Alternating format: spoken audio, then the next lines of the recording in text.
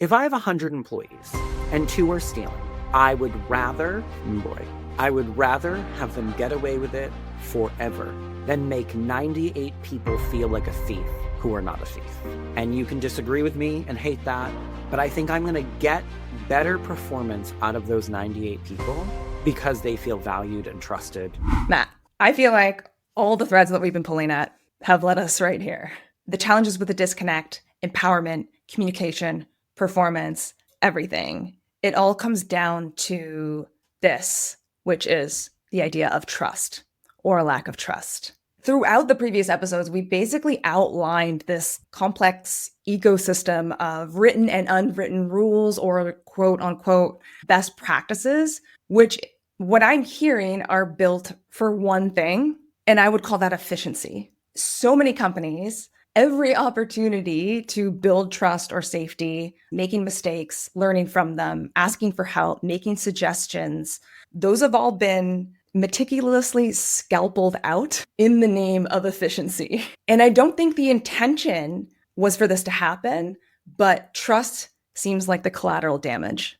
I don't think people had the foresight to see that coming, but it sounds like that's what's happened. And so today I want to talk about the trust and safety gap. When store teams don't feel safe giving honest feedback and corporate doesn't get the unfiltered truths that they need about the store reality, so the problems stay unresolved, despite everyone on both sides wanting things to get better. We've touched on trust in all of the episodes leading up to this, but I would love to focus today on how to notice and name the things that are keeping us stuck here in this state of mistrust and how we might dismantle them and what it would look like, what checks, balances, accountabilities have to exist to ensure that trust is given and not misused. Super simple. As always.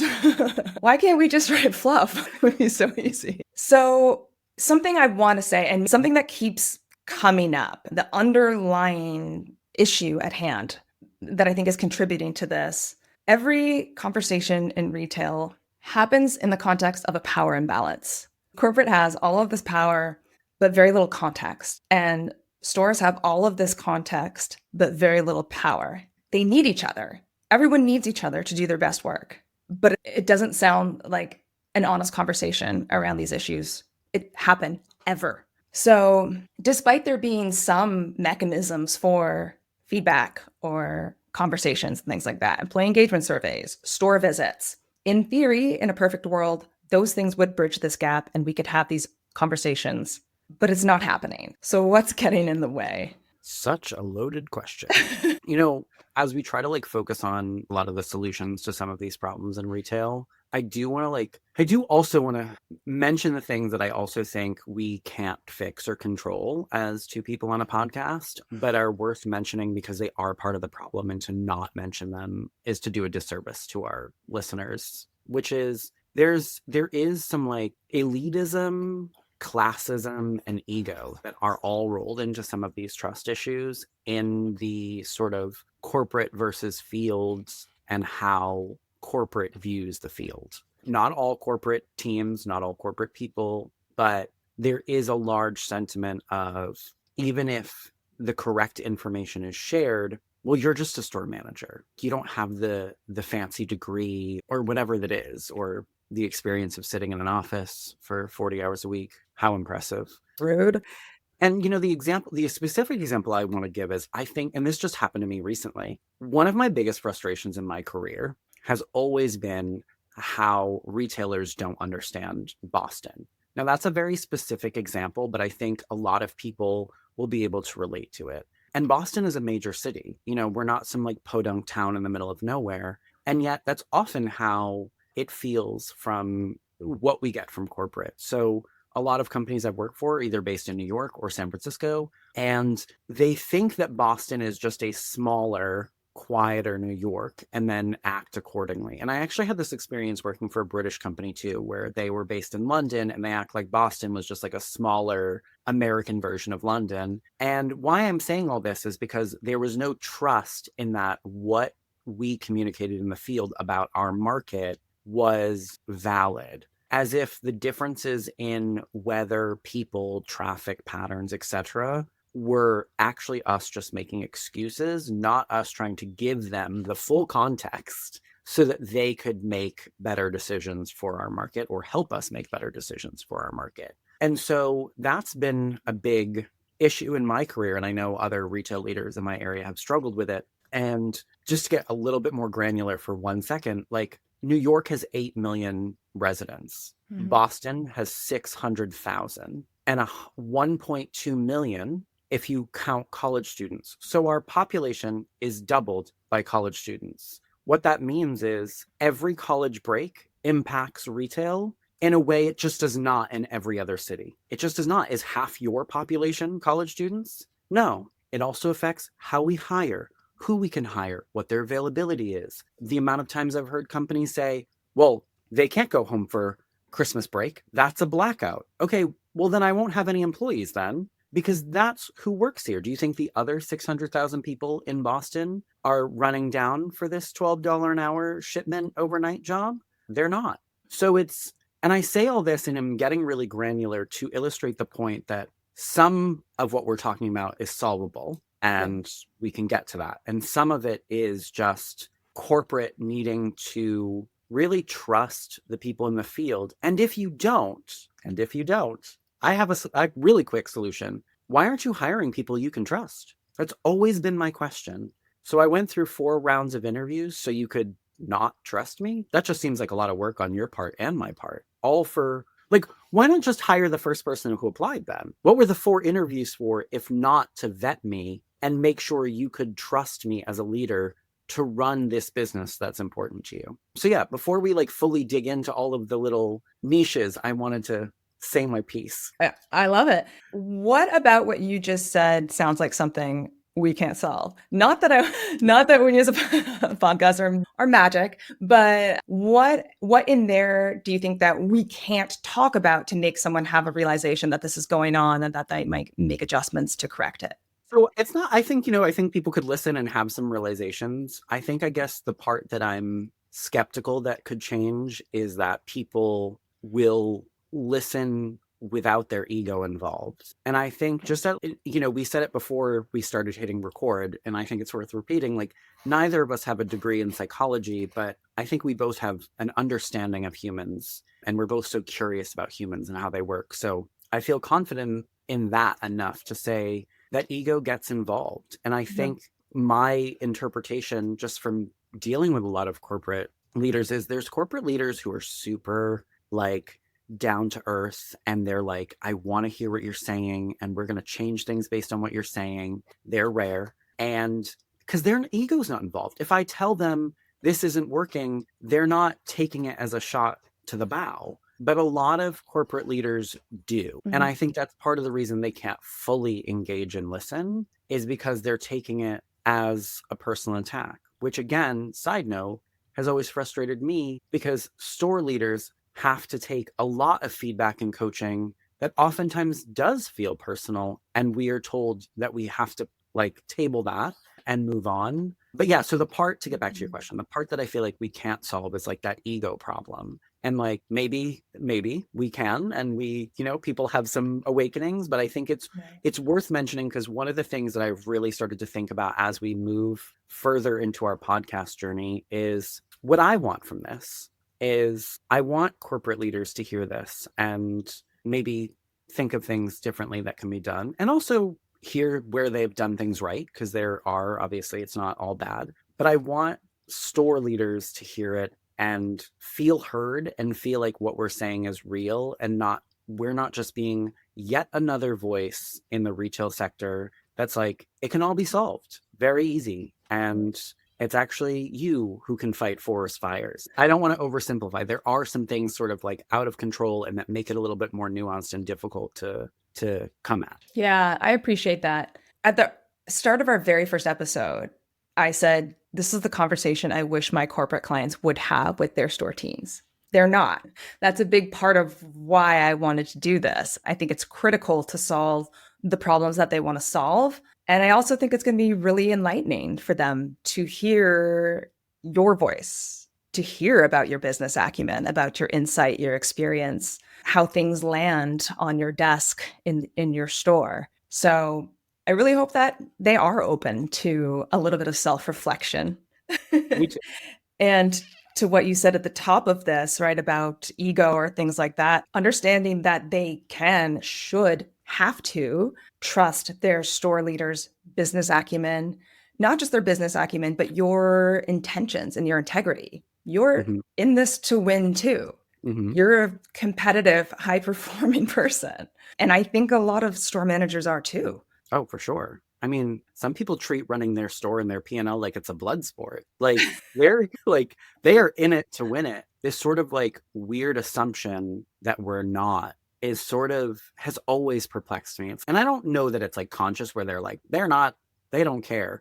I think it's more just through actions, and I think we'll get to that too, that feel like they aren't trusting us, or directives that force us to like check boxes to prove we're doing the thing we're supposed to be doing. That's when we're like, wait, do you not think that I want to win? And that's where I think the trust really gets broken, is when you ask people to do things they know they should be doing, they're already doing, and now you're like, please prove that you're doing the thing that you should be doing. Right. And then you're like, wait, do you not trust it at all? So Yeah. Oh, there's a lot there. unpack it, Becky. Do your magic. Let's unpack it. Let's talk about how, in spite of what I believe, I believe there are a lot of corporate retail leaders out there who trust their store teams, who want to be able to say that they trust their store teams. I want to talk about what makes it feel like that they're not to you in Mhm. stores. Signals. And we talk a lot about the three channels that matter in retail in our attempts to stop getting corporate to just focus on communications and posters and emails and corporate comms. If you really want to make a difference in store teams day to day, focus on leadership, invest in managers, give them the time they need to be leaders and managers, and look at your operations. Like retail is so operations heavy, they're all tiny little signals about whether you trust or mistrust Mhm. your teams. So I think that's the big part of this is trust. It can't just be a cultural aspiration. There has to be proof of it in your day to day.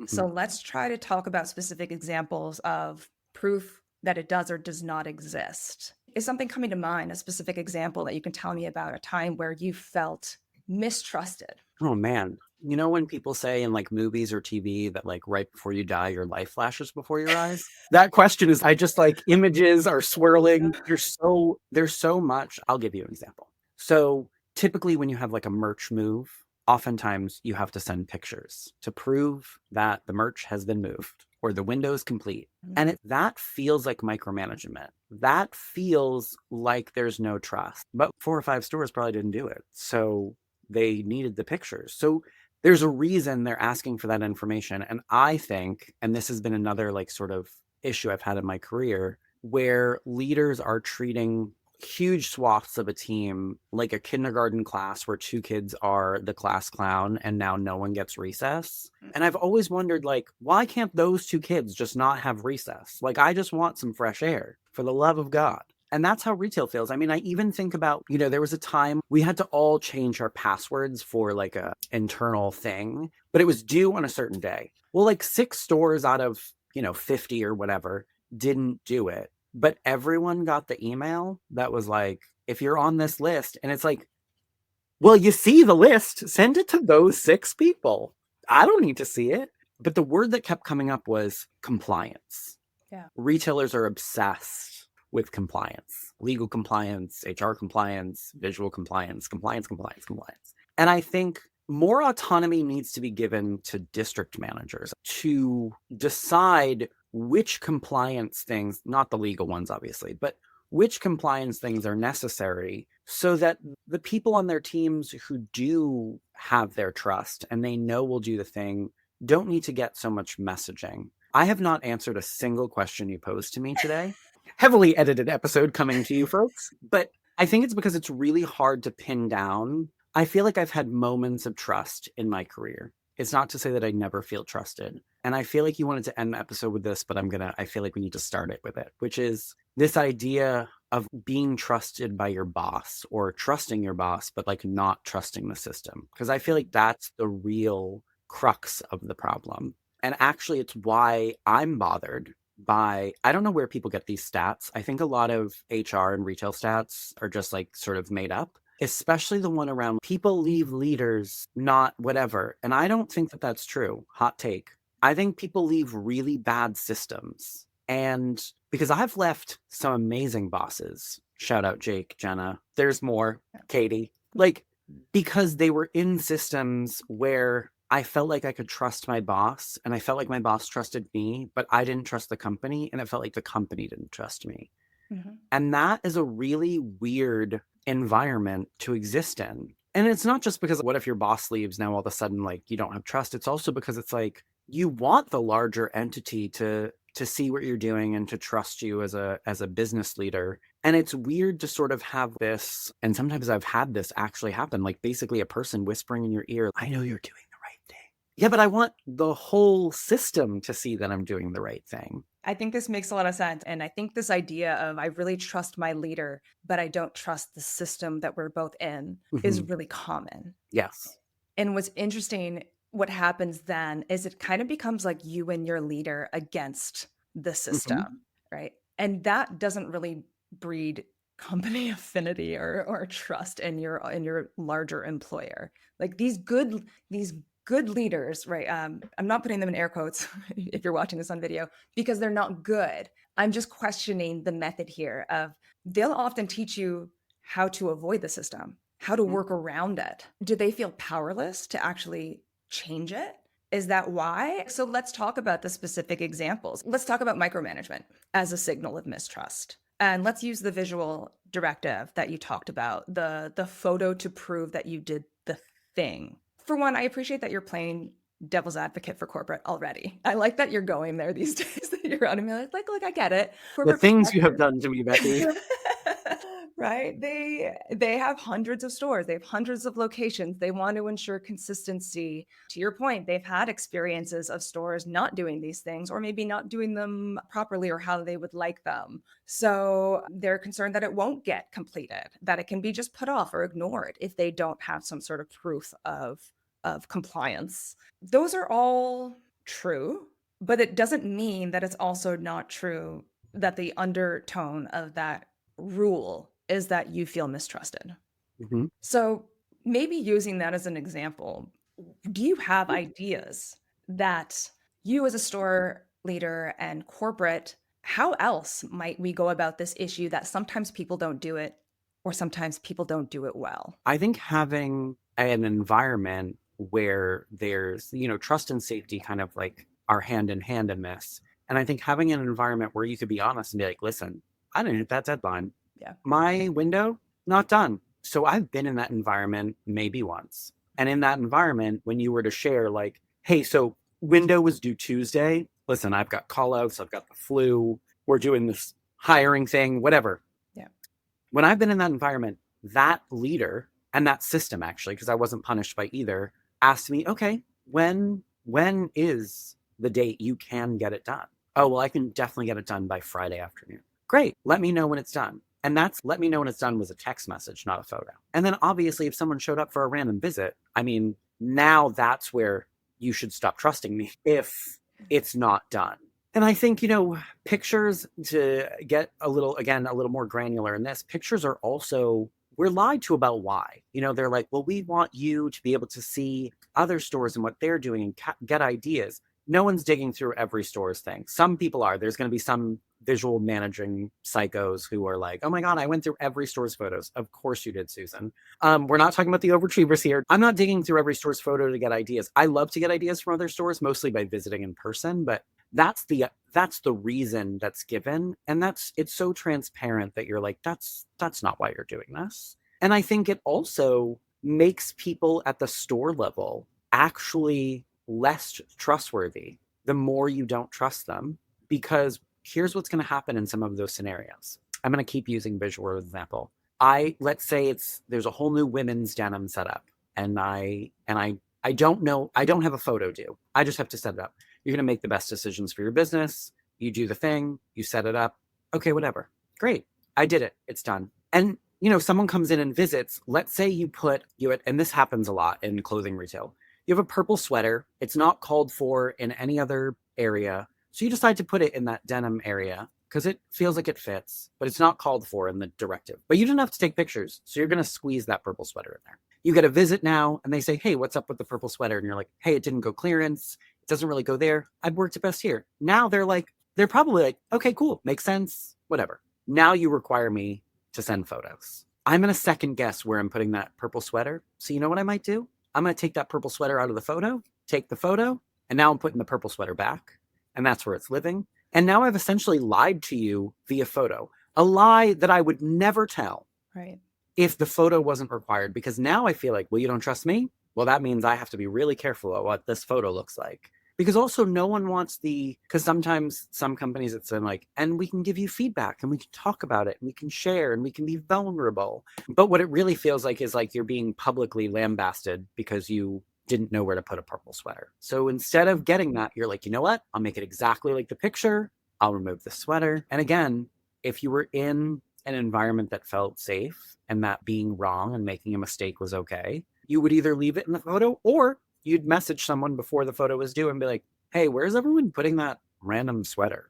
And so I think that asking for pictures or micromanaging everyday tasks really just erodes trust. And if you don't feel trusted, and I'm going to use this example and I'm going to get excoriated for it. And if you edit it out, I'm going to be real upset. Just kidding. Which is if you are in a relationship and you make your partner feel like you don't trust them and you basically accuse them of cheating and accuse them of cheating and accuse them of cheating, I guarantee you the likelihood of them cheating goes up significantly because they already feel like they're the villain. And I feel like that's the same thing in stores. When you make it feel like you don't trust, well, if you don't trust me, I might as well just do the thing you already think I'm doing or not doing. And a whole nother topic for another day. Safety and trust, in my opinion, I have no proof of this, and a lot of LP are about to come at me, are direct correlation with how much internal theft you have. If people don't already feel trusted, guess what? F it. They're taking those genes because you don't trust them anyway. They might as well do the thing you already think they're doing. Right. Oof. Okay. So what I'm hearing is there's no other purpose for these photo proof directives other than compliance. They don't help you. Mm-hmm. Right. And No. you haven't heard a better reason for why it's necessary. No. And I think a lot of that should be done on a more individual level.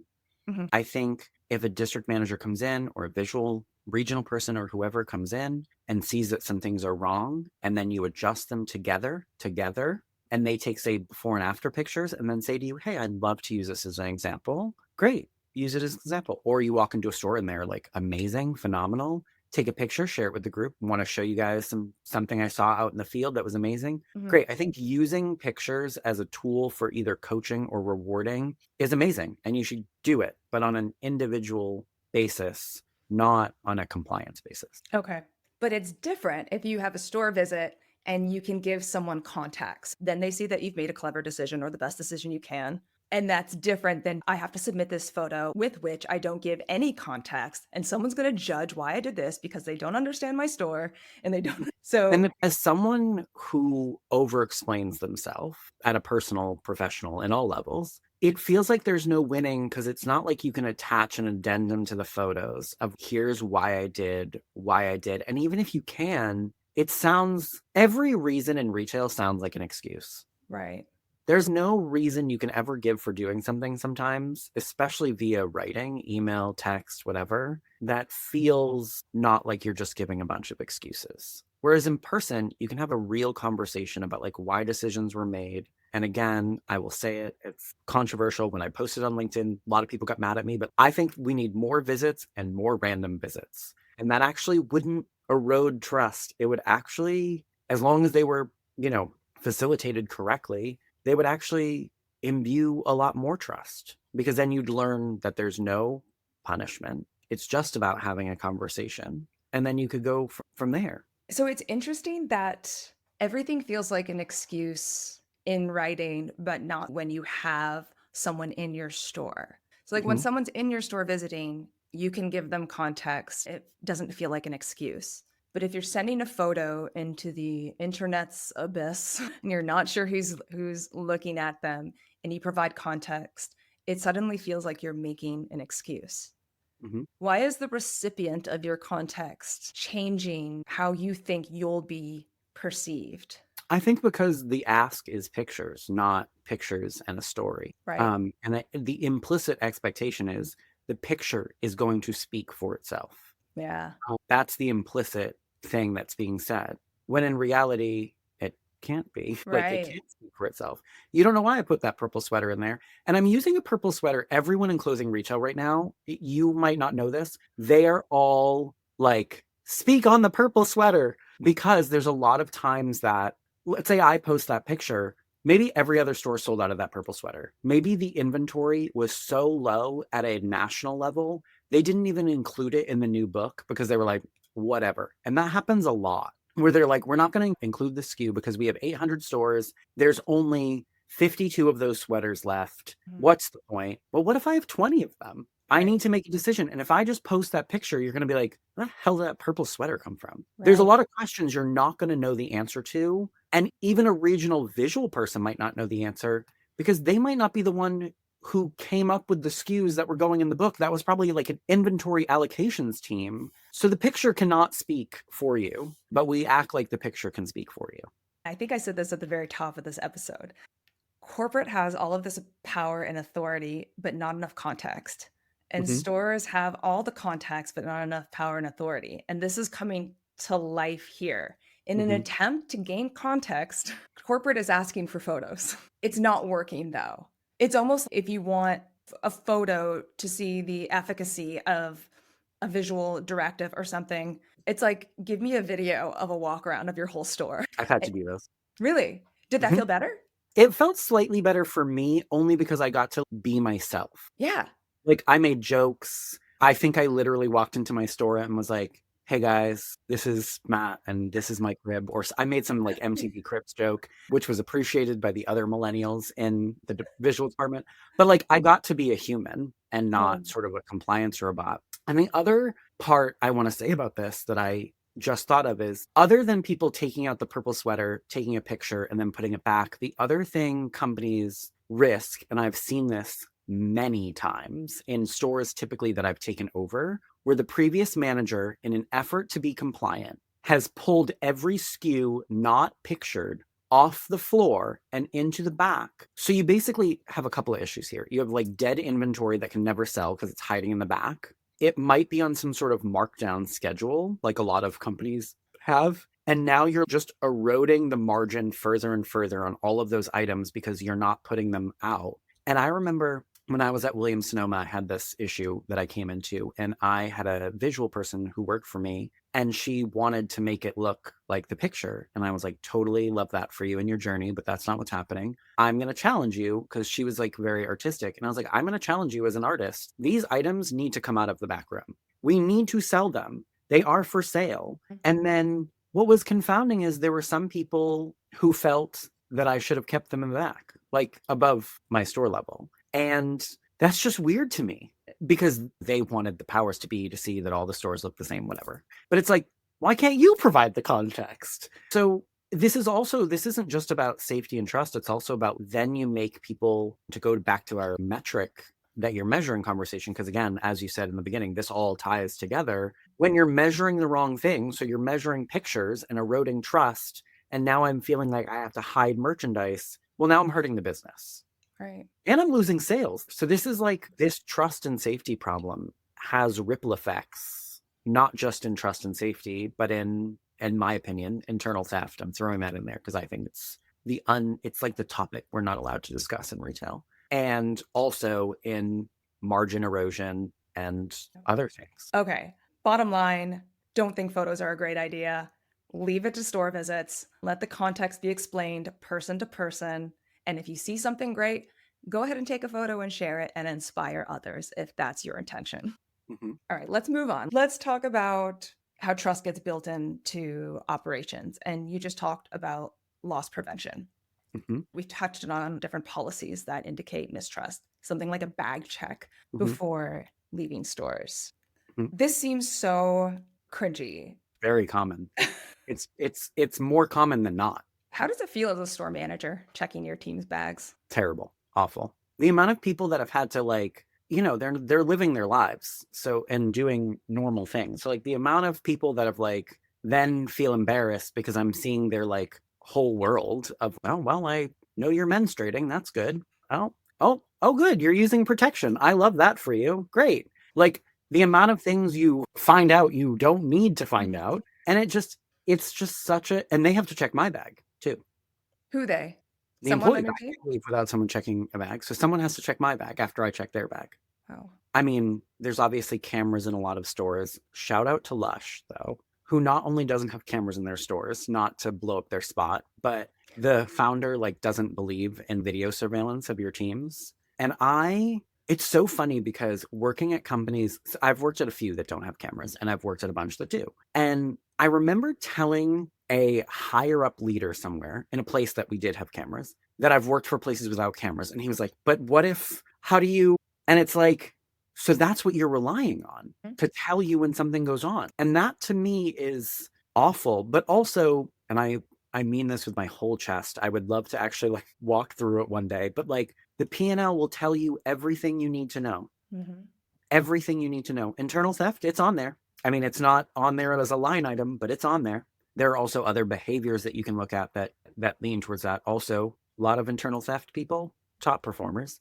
And the psychology behind that, I think personally, is that they feel like they are owed something for their top performing and they are taking their own bonus essentially. But I think a lot of that internal theft, what we don't talk about is we act like the people who steal or who take from the company, take merchandise from the company are inherently bad. This is such a hot take. I can't believe I'm saying on a podcast. I've never shared this on LinkedIn because I've been too scared to post it and have people then be like, what the hell is Matt stealing? But we act like these people are inherently bad, and no matter what environment they would put in, they would steal. And I just don't think that that is true. I think that's true for some people, but I don't think it's true for most people who commit internal theft. I think that there is some sort of like, I am not appreciated, I am not trusted. And if I'm not trusted, whatever. I mean, you're going to check my bag, you're going to have cameras everywhere. I'll figure it out because let me tell you, I mean, it could be confirmation bias, but a lot of internal theft at these places that do bag checks and have video cameras. And guess what? They're never found by bag checks or the cameras because people have figured out a way to go around those things. And then eventually it becomes a little suspicious. And then that's how you find them out. But it wasn't through the mechanisms that you're now making everyone feel untrusted.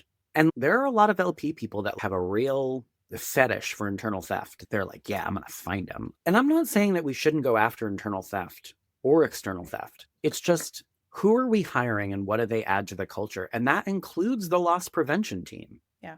I had a loss prevention agent at Old Navy who I had a relatively good relationship with. And I don't doubt for a minute that if I was doing something sketchy, even despite our relationship, she would have been the first to say something. And that's fine. That's her job. But I felt like she trusted me and trusted that I was doing the right thing. And that's also because we hired the right LP person who wasn't that person who treated everything as sketchy or, like, for example, there's little policies for internal theft, such as unpaid merchandise should not be in the office, even if there's a camera. So, like, you can put paid merchandise because you bought it, now it's in your bag, whatever. But, like, unpaid merchandise should just not be in the office. And that makes sense to me. That's a policy that, like, yeah, okay, I get it. I remember one time, though, I don't know why, but I had a pile of stuff it wasn't for me. It was like random stuff I found and then went to my office, whatever. And there are definitely LP agents that I've had in the past that would have been like, what is this? Whose is this? Why is this here? And this particular agent who I felt like there was trust with,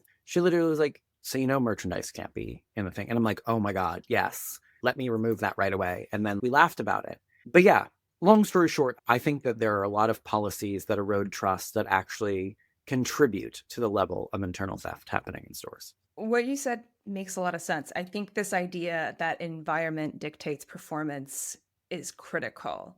Mm-hmm. So our boy Simon Sinek talks about this in his example with the barista at Mm-hmm. the Four Seasons Cafe versus a different cafe at a different hotel. And he talks about how in this one environment, he was the most charismatic, engaging, helpful, lovely employee, and that he loved his job. He asked him, "Do you like working here?" And he said, "I love it here." And he specifically spoke to the trust that was given to him by his managers, right? Like they're always asking me what I need, Mhm. even if they're not my manager. They're here to help me. They trust me and they're just asking me what I need. And at the other place, it's very different. They're always catching you doing something. And at that place, he shuts down, he keeps his head low, he just tries not to be noticed. So I think it is important. It's easy just to say, oh, someone who steals is bad. And look, stealing is bad. Like stealing, don't steal. But it's not that simple. There is a nuance to it. If you beat people down long enough and you treat them like a criminal long enough and you make them feel like they're not treated fairly, they're going to respond. It's a very human thing to do. So yeah, I think it is important. I think what you're saying makes a lot of sense. And maybe the takeaway is just ask yourself as a company, as a corporate leader, give people, even people as an aggregate, people, humans, the human race, the benefit of the doubt and saying, Mhm. what might we be doing to contribute to an environment where they felt they didn't have the respect for the company Mhm. not to do this, or for their leader, or for whatever it is? It's an interesting question, and we're probably going to get labeled as like hyper woke or something for doing this. I'm not saying that people you shouldn't try and catch people who are stealing, but it's worth asking what the source of the issue is rather than just trying to create all of these broad mandates for everybody that are making the situation worse. Mhm. And I also think that corporate leaders should think about, and maybe I don't know this answer. Actually, I would love to. Now I want to know now that I'm thinking about it. But what does trust look like at the corporate office? Mhm. And are stores getting the same level or less? And I think down to like little things. Okay. In the corporate office, you're not asking to go to the bathroom. I know you're not. You're just getting up and going to the bathroom. Mhm. You have your Stanley or your Yeti or whatever, choose a brand, water bottle at your desk. No one is telling you you can't have water. And I'm letting you know now, I'm publicly saying on this podcast, if you tell me my employees can't have water on the floor, I'm breaking that policy 100% of the time. I want you, and just once I want someone to, actually, someone did try to fight me once at Old Navy. Someone was like, "Do you realize every cashier you have has a water at the register?" I go, "Sure do." What are you gonna do? What are you Yeah, gonna I fire did. me? Yeah. Like, they have water. Like, I'm not taking water away from people while they're working an 8-hour shift. And that even comes down to trust. It may seem like it doesn't, but it comes down to letting your team know, yes, you can have the water, but you can't drink in front of customers. And like, Mhm. yeah, have it on the counter. And when you trust people, even in those little things, I mean, you would have thought I like Harry Potter reference forthcoming. You would have thought I gave like Dobby a piece of clothing the way that employees act when they'd like transfer from another store. And I'm like, yeah, you can keep a water at the register. I don't care. And they're like, oh, I can keep a water. I'm like, wow, we've reached a new level of sad, is what we have. But that does go to trust. And obviously, did I have people who tried to break or stretch that policy? Yes. And I dealt with that one person. I Right. wasn't like, and now no one gets water because so and so needed their coffee and 3 Red Bulls. True story. Yeah. Huh. So, what can corporate leaders do to address this issue? Instead of assuming that everybody is a criminal by default and checking bags, and yeah, that does create a lot of, I don't know, privacy concerns, awkward moments. That is very invasive. The amount of, I Yeah. mean, the 2 examples I gave are real, but also people then like, I see what prescription medicines they're on. There's a whole Yeah. lot of things I learn about them. I mean, I know that about my teams anyway, because I foster very weird environments where people just overshare to me, but it does create an awkward dynamic. Yeah. Have you ever had a corporate team come to you and explain to you, or you and your team or your district, the challenges, the issues that theft causes for the companies and the impact that has on things like your store budgets? Or Yes. how did that go? Did it help? Well, some people probably, but not me. Okay, say more. Honest answer.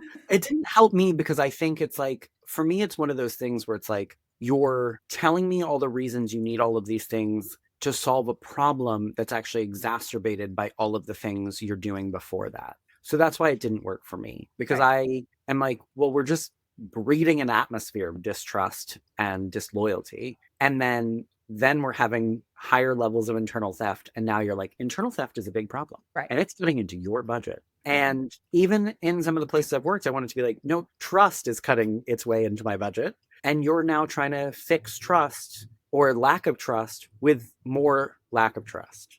Right. It's the same reason why, and again, these are all LP policies that I hate. Like throwing away food at the end of the night in a cafe because the fear, by the way, there is a reason. I will give the reason for all the food workers out there whose managers never told them the reason. A lot of food places use frozen food, so you have to pull it out of the freezer and thaw it. They don't want you in the morning or the day before or whenever it's pulled to pull 24 croissants when you know you only need 12, so that you can anticipate that there's more, so that you get to take home croissants. They don't want you like reverse engineering the system so that you get to take more.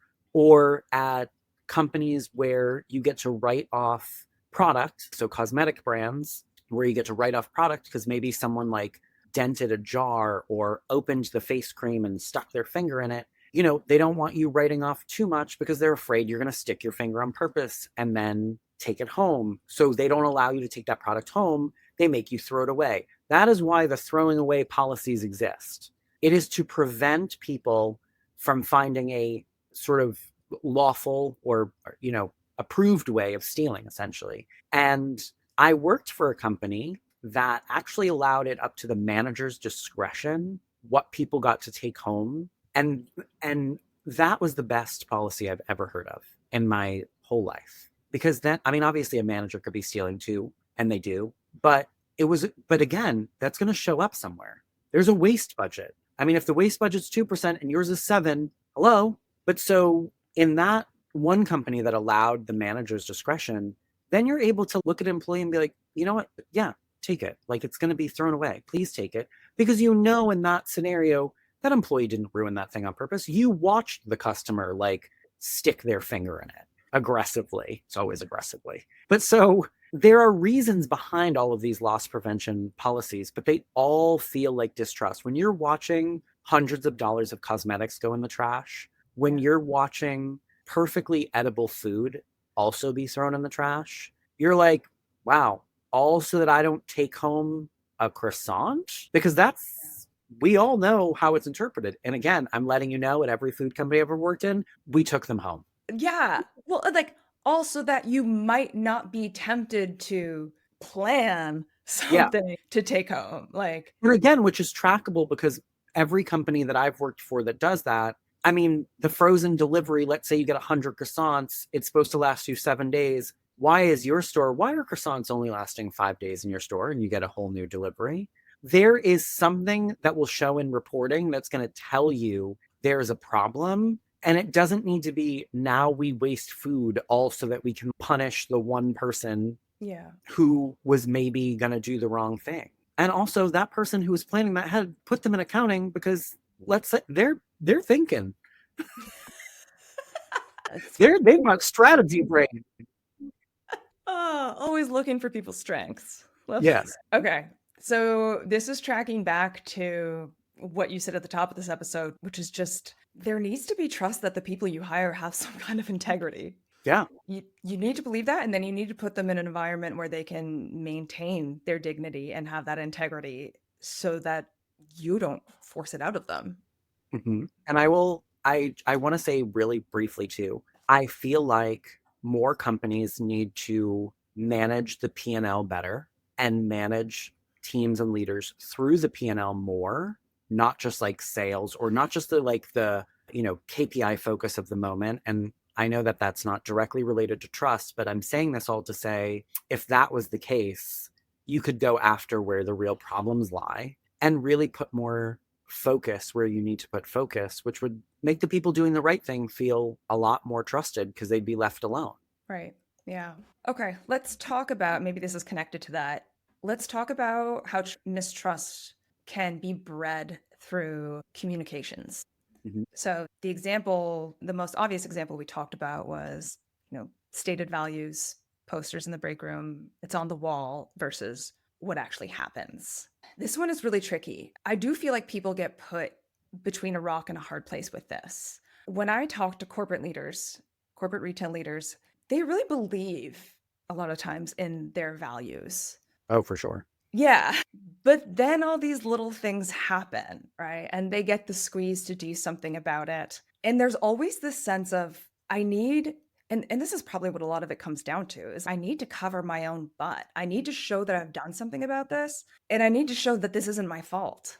Mm-hmm. So tell me about, maybe you tell me about a time where the values of a company, specifically through communications, whether that was a video or a poster or things like that, made you trust your employer less because of how it was different from your day to day. I think there are so many micro ways this happens, but there's also some really big macro ways. One of the bigger macro ways is a lot of companies talking about diversity, equity, and inclusion. It's on posters everywhere in the break room. And I'm going to give you a very specific example. And I'm not going to name the company, but I'm very tempted to, because I think they should be named and shamed in every public sphere possible. But I worked for a company that is very known for being sort of like this healthy place to go and, good values and all that jazz. They talked a lot about diversity, equity, inclusion. And then I went to a regional meeting, and there were 70 leaders in that building, myself included. And there were 4 people who were not white out of 70. And this is like store leaders and like assistant store leaders, so pretty high up. And I remember just sitting in that room and being like, so much for that diversity, equity, and inclusion. And I think that, even though that I'm white, so more non-white people in the room doesn't necessarily impact me directly. It impacts me in a way of saying, okay, you're saying that this is important to you, but I'm seeing at a very high level that it's not. Mm-hmm. And that erodes trust as well. Because then when you tell me something selfishly that will impact me more directly, maybe it's my career development, maybe it's about pay equity, maybe it's about my queer identity, whatever it may be, I'm just not going to believe you, because the big thing that you're splashing everywhere so that you can be like the good hero savior of the universe, I'm not even seeing in real life. And then obviously there's the small examples. Old Navy got rid of bag checks while I was there. And one of the reasons they did was because they said trust was a value, and someone very smart, I hope that person got the biggest raise, even though most of LP were very mad that they were getting rid of it. And I want to shame all of those peers, because I am ashamed to know you. This is like the blaming podcast. I like this. So because I remember peers being upset about it, and I was like, do you not trust your team? Because to me, and maybe this is where someone again will accuse me of being too woke or whatever it may be, if I have 100 employees and 2 are stealing, I would rather have them get away with it forever than make 98 people feel like a thief who are not a thief. And you can disagree with me and hate that, but I think I'm going to get better performance out of those 98 people because they feel valued and trusted. And I think if I treat them like a thief, it's more likely that I'm going to grow from 2 to 5 to maybe 7 or 10. But so anyway, Old Navy recognized that disparity between, the backroom posters and a day-to-day action. But before they got rid of it, obviously there is that contention of, here we trust and value. And then companies also do it in how we're allowed to respond to customers. I'm like, do I want to go here? Can I fit all the hot topics in one episode? But I'm not saying we need carte blanche to yell at a customer, but I think companies need to be more trusting that managers know what is right and not be afraid to upset someone when a customer crosses the line. And I think when you tell employees that you care about how they are treated, and that, I'm going to give you a real example. The number of lawsuits after my episode. Not saying anything that bad. Like when I was at, there's a lot of focus around like it being a community and all that stuff. And they don't tolerate misgendering employees or, sexual harassment or discrimination of any kind. And that is all true internally. But a customer can be racist. A customer can misgender an employee. And I tried to get a customer banned from my store after very egregious behavior, and was basically told, like, did you use the de-escalation techniques? And I'm like, well, I did when I was here, but I'm not always here. And you're telling me to have the 3 people who were closing that night who are all of marginalized identities to combat the person who, like, this is just like, where is that sentiment when it comes to customers? And I think that's another area where trust is eroded, because it's like, either this is a value you really feel or it's not. And again, I'm going to use a slightly personal example, side note. If I'm best friends with a girl and she tells me that, yay, gay rights, and she starts dating some buffoon who's super homophobic, well, then you don't care about gay rights. Your values are not what you're saying. And it's the same in a company. And I keep using these personal examples because I think it's all the same. Like, relationships are the same, whether they're with a loved one, a family member, or your boss or your company. Like, it's a relationship. And the foundation of most is trust and safety. That's, that's like the food and water of Maslow's, like, Yeah. like, so it's like, if you're saying one thing and then not doing or doing another, like, this is where the trust is eroded, whether it's the poster or the customer or the LP policy. Like, they're all chipping away at all the things you say you value. But when it's really hard, you're not doing the right thing. So it's not really a value. What should be a no-brainer. If you say you are a thing and then you behave completely differently, you are losing trust. And I think what I hope we've done, because what I wanted to do was show them all the ways that they're flying in the face of their values, that they're flying in the face of what they say they are, quite possibly unknowingly, innocently. I'm doing air quotes for audio listeners. That wasn't the intention, right? All of these things sound like a response to a small group of unfortunate things. And the response was just this broad stroke that is having a wildly negative effect on everybody who works in retail and the entire industry. Okay, I kind of want to try to summarize the things we've talked about. I feel like a central theme of this is proof isn't trust. If you require proof of something, proof of compliance, proof of rule following, proof of not law breaking, you don't trust that person. So if a policy or an operational procedure doesn't have another benefit other than to prove compliance, you would be served by letting it go to improve trust in your establishment. If it does have another benefit, you would be served by explaining it. For sure. Give them the context they need to understand why you're asking them to do this thing beyond, we don't trust you. Because I don't think enough corporate leaders give context, give the why behind their rules, behind why they're suggesting that store teams do the things they do. I think there's more to be said around this idea of transparency around reasoning. Explain why, even if it's uncomfortable, and even if you're requiring proof, for example, of compliance, explain why and tell me you're uncomfortable with it. Maybe ask, hey, we're thinking about enacting this policy. Here's why. It's a problem. We don't like it. We don't want to do this. We're not really sure what else to do right now. I don't know. I would rather hear something like that than nothing. But I think mistrust is also cultivated when people are trying to give feedback. So maybe they have some sort of psychological safety or they're willing to risk themselves to give feedback, but it just floats away into this void and they never hear anything back. There's no closed feedback loop. And I think sometimes that's because things move very slowly in large corporations and maybe they don't have an update, or they don't have an update that they think you'll like yet, or they weren't able to do the thing that you requested that they do. And so they just never get back to you. But it would probably inspire some trust if they did. I would love a progress update that was no progress. Honest, I would love if a corporate entity had like a quarterly newsletter or something, and if it was like an initiative that they promised forever ago. I'd love we've tried these things, they didn't work, so there's no progress, but we are still working behind the scenes. Would love that, honestly, because it's like, oh great, you didn't forget, cool. Yeah, you give a damn. Yeah.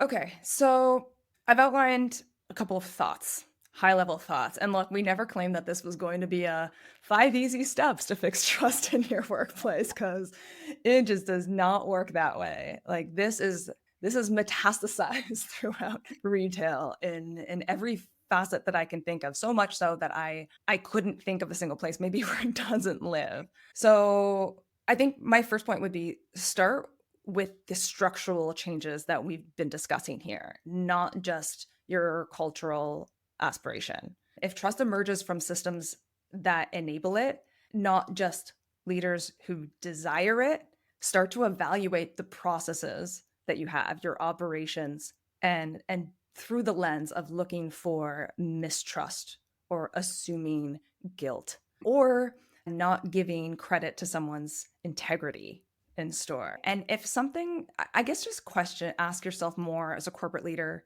what is flexible and what is critical? Communicate to stores where they have flexibility and probably just make that everything. And I guess I would say that a good sign, typically, I think that things maybe are getting better trust wise, is when things sound like they're getting worse. If things sound like they're getting messier, if people are coming to you with more concerns, raising their hand more, if corporate visits seem less stellar, less picture perfect, maybe take those things as a sign that you're moving in the right direction of building more trust. Because I think it's going to show up as a mess before it shows up as progress. Yeah. And again, not to like really overhammer this point, but it's if you have a couple and they never fight and they never have hard conversations, there's no growth and they're probably just living like roommates, honestly. Like you kind of have to get messy to fix stuff, and that grows the trust, grows the bond. And I wish a corporation would come out and just be like, here's where we f***ed up. Let's do better. That would go a long way towards building trust. Yeah. Someone do it, please. Yeah. Okay. Well, a winding conversation. Yes. But I kind of expected it to go that way. I think we've tried to do our best to at least invite mindset shifts to think about things that they didn't think were contributing to mistrust that maybe are. Mm-hmm. So yeah, just get curious. Don't mistake silence for alignment. Mm-hmm. And Matt, we gotta finish with something more positive. We need to lift this up a little bit. My hot take is that I don't think we do. Yeah, okay. I think a lot of our episodes where we've talked about, I think there really are like clear solutions. They're hard, they're tricky, they're simple but complicated, like we always say. But I think with this trust issue, there just needs to be a lot of reflection in all parties and how they're contributing. And I guess this is kind of positive, but it's like, I don't think it's all doom and gloom. I think it's really just like people sitting back and really thinking about how do I contribute to this in my role? Yeah. How can I help break up the larger system with whatever influence I have? And just really sit back and think, look through how you communicate with your team. And I mean this even for store leaders, even for key holders, and then for everyone. How do you communicate with your team? What are your emails say? What are the policies of your company? And how would you feel being on the receiving end of that communication? Are you a vice president? And do you feel like you have safety and the trust of your CEO and your board? And if not, well, you could be the great catalyst for change at your level because no one under you can feel safe and trusted until you feel that way. So I think this really is like you said, an invitation to get curious and reflect. And that's the positivity I have to offer. That's all I need. All I need to know is that people want it to be better. It's going to take some time to inward focus and then critically look at the status quo with some fresh eyes and question it. Yeah. All right. That'll do. You're listening to Dear Corporate, Love Stores.